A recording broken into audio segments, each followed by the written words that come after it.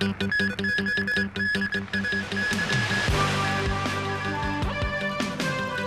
登輝贏咗台灣嘅總統選舉。高雄喺點票過程中發生糾紛。九巴又有巴士行下甩轆。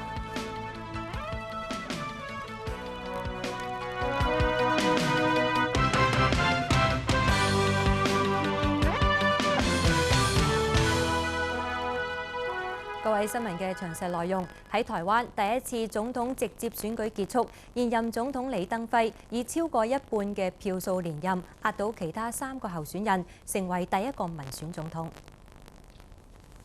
身兼國民黨主席嘅李登輝喺1086萬張選票之中攞到581萬張票，佔54%。排第二嘅係主張台灣獨立嘅彭明敏，佢得到227萬張票，佔21%。至於因為參選而被撤銷國民黨籍嘅林洋港，就得到160萬張票，佔總投票嘅14.9%。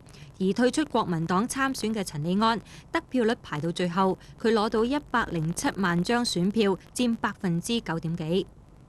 今次嘅總統選舉，台灣1400萬選民之中，有76%去咗投票㗎。而由今次起呢，總統嘅任期會由以前嘅6年改為4年。至於目前台北嘅情況係點呢？交俾喺台北嘅譚慧儀同大家講下㗎。譚慧儀，交俾你啦。係啊，喺國民黨係李登輝當選之後呢，隨即就為佢召開咗盛大嘅祝捷晚會。至於其他3位落選嘅候選人，佢哋嘅支持者亦都冇上街鬧事。喺台北情況基本上係平靜㗎。我哋依家先由廖宗平帶大家去睇下較早前國民黨為李登輝祝捷嘅情況。贏得首次民選總統選舉嘅李登輝同佢嘅競選拍檔連捷一步入慶祝大會嘅會場，就受到支持者熱烈嘅歡迎。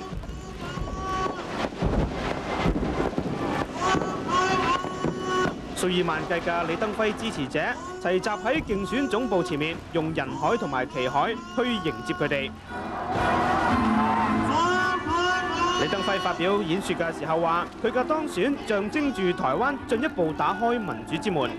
這刻是我們歷史上最珍貴的一刻，民主的大門終於在台澎金馬地區完全打開了。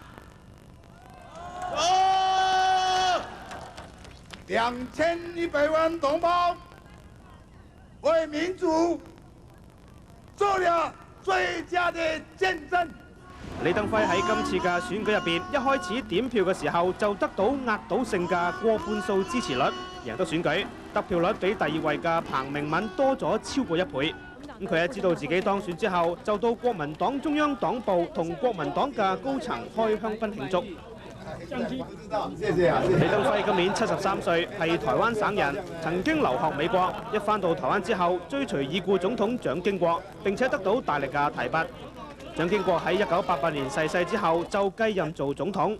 後來喺國民黨代表大會度獲選成為第8任總統，而今次再度當選，仲成為第一個民選嘅總統。無線電視記者廖宗平喺台北報導。